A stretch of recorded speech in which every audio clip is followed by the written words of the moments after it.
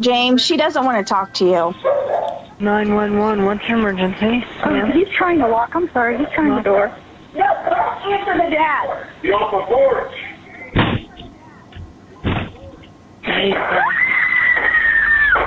On July 31st, 2022, a family is left shaken after an unexpected visitor refuses to leave when his knocks go unanswered. When he attempts to force his way inside their home, the family scrambles for a way to stop him. The resulting confrontation ends in disaster, with every terrifying moment captured by the Ring camera. Just before 11 a.m. on July 31st, 2022, 22-year-old Allison Duckro and her mother Stacy return from breakfast to their home in Sydney, Ohio. As they near their door, an unknown vehicle pulls into their driveway. Stop it, Allie. Boy, in the house. A few seconds later, the driver of the vehicle approaches the house.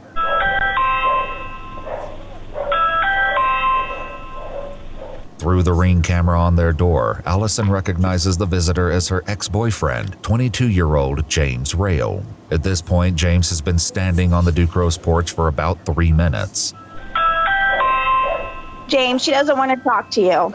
James. While James never responds to Stacy, he soon leaves the James, no. He's telling him to get off the porch. And he's still trying to get in. Says I have a gun now. Mm-mm. 3 shots are fired, and James stumbles back and off the porch. He doesn't make it far before he falls. All that is visible in the Ring camera are his feet, where he's now lying in the driveway in front of Stacy's vehicle. Before the police arrive, Allison and her father Mitch can be heard speaking over the 911 call. No, I'm not mad at you. Thank you. Come here. I'm okay. Dad, you're the best dad ever. You just saved my life. Dad, at that rate, there was nothing you could have done. You saved my life. Officers from the Sydney Police Department arrive soon after and find Jeff waiting for them on the front lawn of the Duckro's house. He shot when he shot because the window, it's got the holes through it in the glass. Yeah, but it's definitely forced open. Oh, it's definitely forced. I don't know if it was... Hits and bounces back. The hits, bounces back. Very good chance it did that. It looked like he hit that somebody with some force. Oh, I mean, that's off the door frame right there. And those aren't short screws. There's 3-inch screws, you know that. And once I realized he was getting in and the door was open is when I shot. Okay. Did you shoot through the door? I shot through the window? Through the window part of the door, because the door was open and he was coming in. Following the shooting, some of the officers at the scene discussed James's injuries. Was he hit once? All you've seen in the shoulder? Yeah, left shoulder. All right, so I'm going to stop it there. You can pretty much tell the entire story from here. This is involving a man by the name of James Rayl, who used to have a romantic relationship with the woman in the video by the name of Allison Duckro. And then in the video, of course, are Allison's parents, Mitchell and Stacy. So James and Allison used to be in a romantic relationship, but they broke up actually 3 years before this incident began, which makes the entire situation all the more unusual. Someone coming back after an entire 3-year breakup and not even speaking in those 3 years too, according to Allison. The day before, July 30th, 2022, he leaves a voicemail on her phone asking to meet up and to talk and things like that. She doesn't respond because they haven't been in contact. There's no reason to respond to an ex that you haven't spoken to in that long. And they didn't end on good terms either, as you'll see in her interview. How long did you guys date? Okay, so it was like an on and off thing for a couple of years. What caused that breakup? He was just being a d***. Okay. He would just tell me everything that was wrong with me. He would say that nobody was going to love me anymore. He was very emotionally abusive and would put her down and say all kinds of things. So there was no reason for her to reconnect with him. But the next day, as you see, he shows up here at the house looking to get in. and then apparently looking to break in. And that's how we get to this entire situation here. And the crux of this entire case, of course, is going to be talking about self-defense. When is it applicable? Is this a clear case of self-defense, or is this someone taking matters into their own hands and becoming way too violent and potentially committing a crime? And I think those are the two opposing sides to look at things here. But I think most people, just based off of gut instinct, feel self-defense. And that's a good instinct because I think you can see the aggression from Mr. Rayl, even though he doesn't say any words, which may even be more impactful, that he can be completely quiet, but you can feel the, evil intentions essentially that he has coming towards this house here.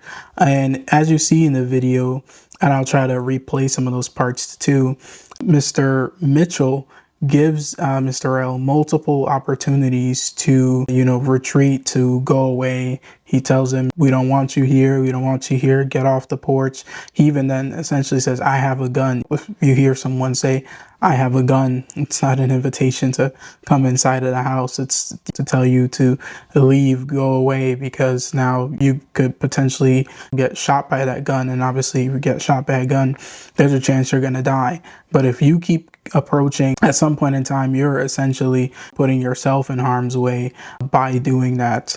So again, the biggest two things here is, was this a clear case of self-defense, or was this someone going too far with violence? And this case particularly took place in Ohio. And Ohio is one of the states which has what is called the Castle Doctrine. The Castle Doctrine is essentially a part of self-defense, stating that you do not have a duty to retreat when you are in your home. Now, the duty to retreat is an element of self-defense that some places have, some places don't. Essentially, it says that if someone is approaching you in some kind of violent way, you have a duty, you have an obligation to actually retreat first before you can engage in some kind of violent act towards them. Of course, this sounds kind of crazy to some people to think that someone is attacking you, and if you attack them back, you could be in trouble because you didn't immediately try to run away. But that's part of what the duty to retreat is, and some places don't have that at all. And essentially, it means that if someone is attacking you, you don't have to run away. You can immediately engage them with equal force that they are engaging you with as well. And so the Castle Doctrine is an old-time doctrine that we've adopted into our laws now. And it's part of America's big thing about the home and the sacredness of the home. Everything about the home is a really big deal for the American legal system. Fourth Amendment, dealing with searches and seizures. When the police want to search your home, they can't just come in there. They need to get a warrant from a judge who needs to sign off and who needs to find some kind of sufficient reason and a sufficient basis for them to enter into your home, because it's essentially seen that it's not just a place where someone can come in, or there have to be exigent circumstances for someone like the police that just enter your home without a warrant. And also now in this case, we see here the Castle Doctrine, which is essentially saying that the home is a special place, unlike other places, unlike being out on the streets, being in your car, being at a friend's house even doesn't count as it is the being in your own home. And when you are in your own home, you have the right to defend your home, defend your person, defend other people in there as well. So the Ohio statute referenced here that's applicable to this situation is coming from 2901.01, no duty to retreat before using force in self-defense, defense of another, or defense of residence. It states, for purposes of any section of the revised code that sets forth a criminal offense, a person has no duty to retreat before using force in self-defense, defense of another, or defense of that person's residence if that person is in a place in which the person lawfully has a right to be. Essentially, if you have the right to be in your home lawfully, then you can defend your home with force when someone is attempting to bring some kind of force against you. And so I think that's a clear case of where this is applying to Mr. Mitchell here. It's very obvious that Mr. Rayl was breaking in with some kind of bad intention. It's very hard to say he didn't have some kind of malicious intention with the way he was staring coldly, not saying a single word or responding to them anytime they spoke to him. And then obviously when he actually begins to break at the door, and I'll show a picture actually that he did break into the door. It's not immediately clear in the video that he does break into the door because the Ring camera, I believe, falls down or something like that. But he actually breaks the door and is just about to enter in before Mr. Duckro ultimately fires the fatal shots that kill Mr. Rayl. And so when looking at self-defense, it's clear that Mr. Duckro here had the legal right to defend himself. He was also defending his house that was being broken into, and he was defending his daughter, as you hear the daughter saying later on the 911 call. I'm okay. Dad, you're the best dad ever. You just saved my life. Dad, at that rate, there's nothing you could have done. You saved my life. She also felt like she was in imminent danger of death, that if he had gotten in, Mr. Rayl had gotten into the house, that he was going to commit some kind of violence against her specifically, because they're the ones that had some kind of relationship that ultimately didn't end in any kind of amicable way. And so knowing that that's what Mr. Duckro was acting upon, that he needs to defend his daughter.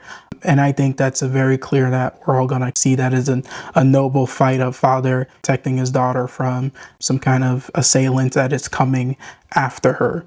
And I think it reflects in the actual outcome of this case, where the grand jury decided not to indict Mr. Duckro on any kind of criminal charges. Now, a grand jury is a panel of people that decide whether felony charges should be brought against someone. If you're being charged with misdemeanors, there's no grand jury. But when you're being charged with a felony, first a grand jury has to indict and find probable cause that a crime was actually committed. So it's a very, very low standard. And if they don't indict, that means they really don't think there's anything there. And even though the charges were brought, it doesn't also necessarily mean that the prosecutors thought that some kind of crime could be committed. In a situation like this, probably in a very tight-knit community and also making national news, it's a lot safer for the prosecutors to ensure that they have tried everything. They have attempted to bring justice for Mr. Rayl's family as well by indicting the case and bringing it before a grand jury. But once the grand jury speaks, then their hands are tied. You can't blame them and say that they didn't try hard enough, because at that point the case is done. There's no kind of felony charges that can be brought against Mr. Duckro anymore, specifically because I'm sure they applied the same Castle Doctrine to him and saw that he had a clear self-defense claim as well. Now, some other people, specifically the family of Mr. Rayl, and some other comments I've seen too, actually. So not everyone thinks that Mr. Duckro was a righteous hero. Some people actually do think that he committed a crime here and that it was murder. And that's specifically coming from certain facts of how the gunshots played out. The first shot, I believe, hit Mr. Rayl on his shoulder. The second shot hit him on the back of his shoulder, and the last shot hit him on the back. And that's that third shot, I believe, that a lot of people are thinking about, that he's already retreating at this point, and yet you still shot him. That isn't self-defense anymore. That's murder. And that is a good instinct to have in terms thinking about when the self-defense turn into not self-defense anymore and you're just attacking someone now yourself. But I think what we have to consider here is that there has to be some kind of break in between the self-defense and another attack. And when you hear in the video, the shots fired out are very, very quick. I think it's almost impossible to know that Mr. Duckro could have seen where exactly he was shooting. I don't even think he actually saw. I think he was just knowing that he was shooting in the door because you see the gunshots through the door of the glass of it. So I think he was just, I'm just shooting because he's there and I just need to get some shots off, not thinking about I'm shooting, oh, he turned around, I want to shoot again, the kind of thought pattern that would bring us to believe that he was intending to harm him when he was no longer in any kind of danger because Mr. Rayl was at that point already injured and moving away. But I can understand the instinct because obviously seeing someone shot in the back automatically makes you think that this isn't a case of self-defense anymore. But when you consider all the facts together, I think it makes sense how it happened and why this still falls into a clear self-defense case here. And also makes sense why Mr. Duckro shouldn't be charged and didn't ultimately face any kind of criminal charges relating to this entire incident here.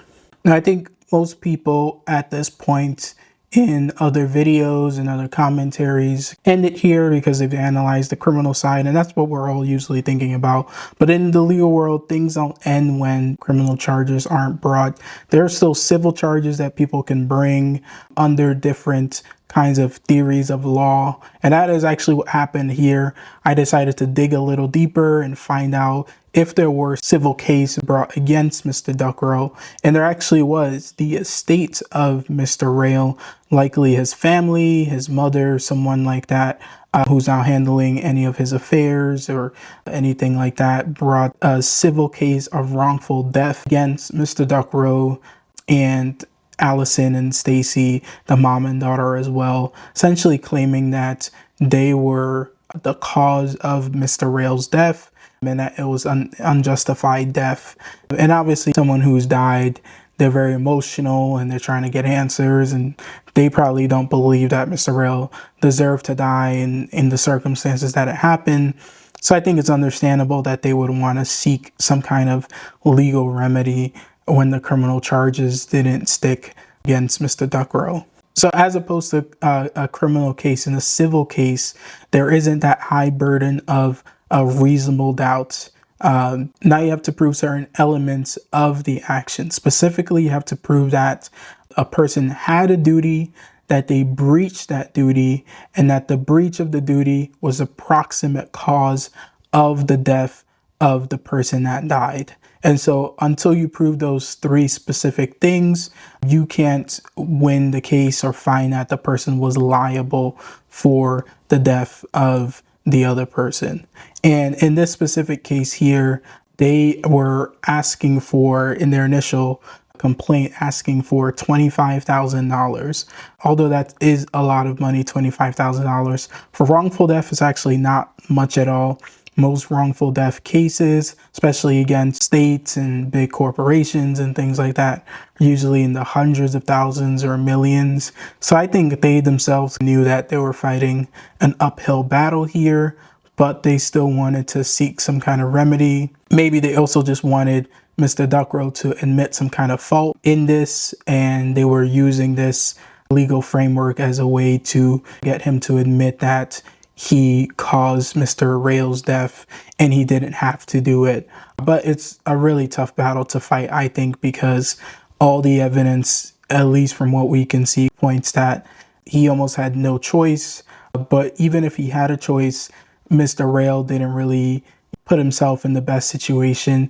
And in Ohio, as opposed to maybe another state that has a duty to retreat, that doesn't allow you to use deadly force. In Ohio, when someone is trying to break into your home, you have every right to pull out your gun and to shoot them. And there's not much else that they can say as long as you're able to be there and it's clear that they were trying to come there with some kind of malicious intent. You didn't invite them to be there. You didn't entice them to try and break into your home. You didn't create the situation. When it's a situation like what we have here, it is very clear cut that you are able to defend yourself as much as you can, just as Mr. Duckro did, and there's not much else you can say about that. So civil action for wrongful death in Ohio can be found under 212501. Civil action for wrongful death states when the death of a person is caused by a wrongful act, neglect, or default, which would have entitled the party injured to maintain an action and recover damages if death had not ensued, the person who would have been liable if death had not ensued, or the administrator or executor of the estate of such person, as such administrator or executor shall be liable to an action for damages, notwithstanding the death of the person injured, and although the death was caused under circumstances which make it aggravated murder, or manslaughter. Now, I was actually able to find some pieces of the actual complaint that I thought was interesting to read here to see the argument that the lawyers for Mr. Rayl's estate are bringing forth. Specifically, I wanted to hone in on paragraph 8, which says that upon learning that Allison was present in the home, Rayl left Mitchell Duckro near the garage and returned to the front door. He again patiently rang the front doorbell. Upon hearing Allison's voice, James tried to gain entry. By this time, Mitchell Duckro had retrieved a loaded Glock 26 9mm semi-automatic handgun from inside the home. Instead of allowing James to enter and visit with Allison, Mitchell Duckro fired the weapon through the frosted glass insert in the front door.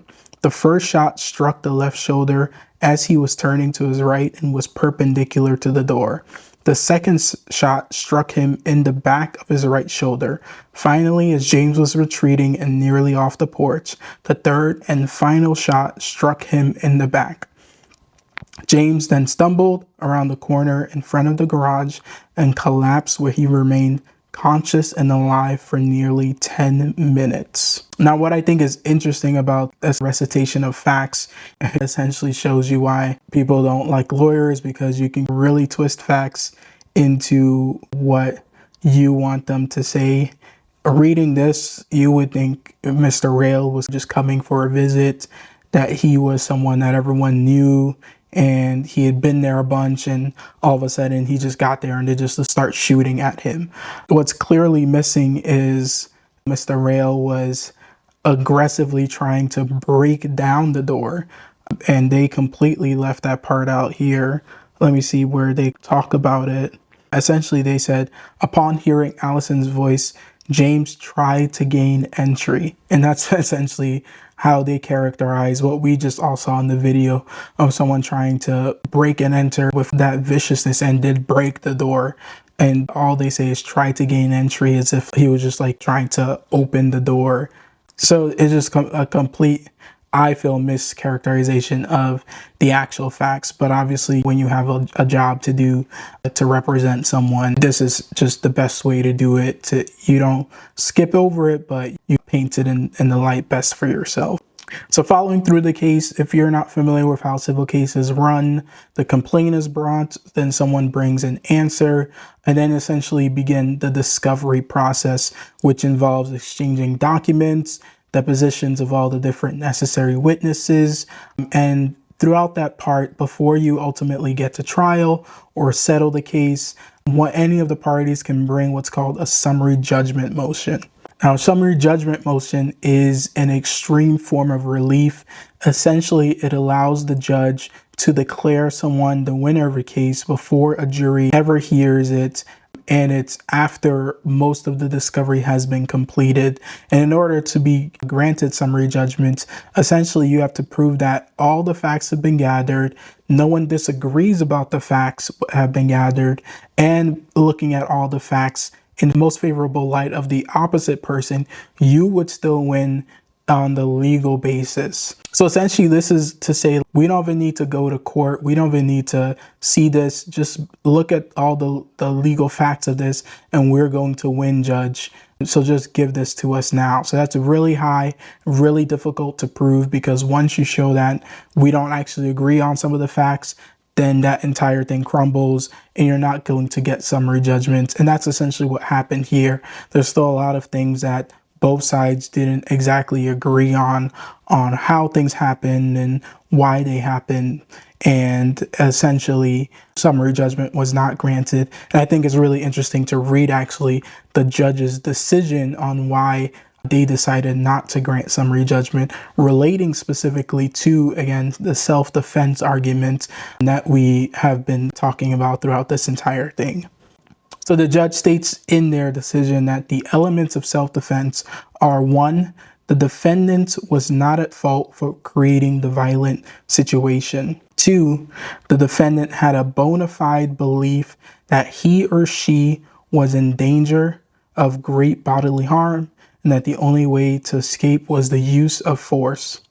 And 3, the defendant did not violate any duty to retreat. And essentially, the judge states in their decision that they've only met one part of this entire self-defense argument, which is that he had no obligation to retreat, but it's still unclear on whether or not he was at fault for creating the situation. That you can see how they can create different facts or conclusions of certain facts for how they can believe that Mr. Mitchell Duckro created the situation from where he was first talking to James to where he ended up. You can take it in different ways. So if you don't agree on those things, then you're not going to get summary judgments. And there's also disagreement on if Mr. Duckro had a bona fide belief that he was in imminent danger of death or great bodily harm. That one I can see it's difficult to prove because you don't actually see Mr. Rayl with a gun, a flamethrower, a knife in his hands. You don't see him with some kind of weapon that you already know can inflict great harm.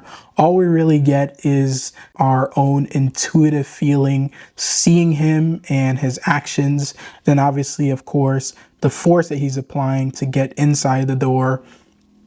And then we can interpret from that he's probably going to inflict some kind of harm, but it's not exactly super clear if that harm is going to become great bodily harm or if it's going to be death. I think no one wants to wait too long to actually find that out.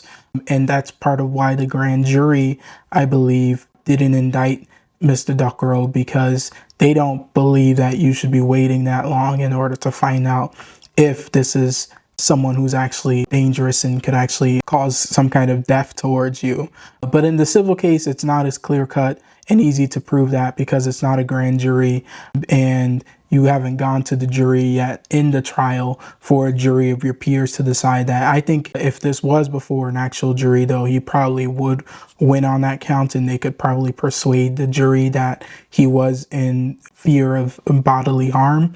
I believe actually in his deposition, Mr. Duckro, for some reason, isn't exactly forthcoming about if he really believed he was in harm's way. He may have actually been thinking more about his daughter and how scared she was, and that kind of could have influenced why he decided to fire those shots. But that's all a part of it, and kind of figuring out if the self-defense was sufficient there for the civil case specifically. But they ultimately didn't get the summary judgment that they were looking for. And so when you don't get summary judgment, then of course the case proceeds to trial when everything is done. But in looking to the research that I was able to find here, ultimately they decided to settle for some kind of undisclosed amount. I don't know how much of a great decision that was. But when cases go on for long and long, and you've been paying legal fees, maybe their legal fees were already past the $25,000 that they were looking for, or that they could avoid paying, but they've already paid it to the lawyers, and at that point they just want to get things over with and done with. So I can understand, even when you feel that you could win a case, you just wanted to get it done and over with and just find some kind of settlements and agreements. And essentially that's what happened here. Even with everything that they had going with them, it wasn't the best situation for them. So they just decided likely to settle this and move on with their lives.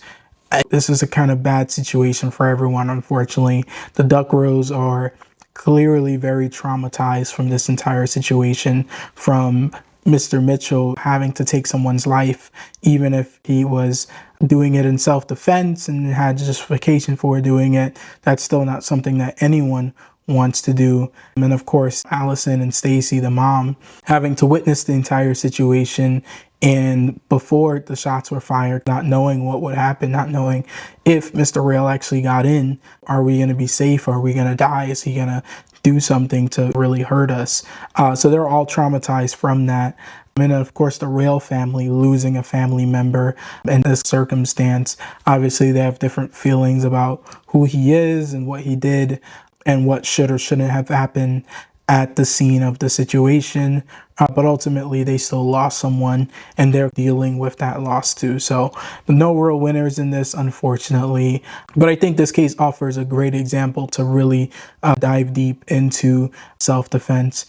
So let me know in the comments below what you think about this entire case. Was Mr. Duckro justified in using self-defense? If you were part of the civil jury, would you have found him liable for the wrongful death of Mr. Rayl, or would you have found that he was not liable and not granted any money for the family?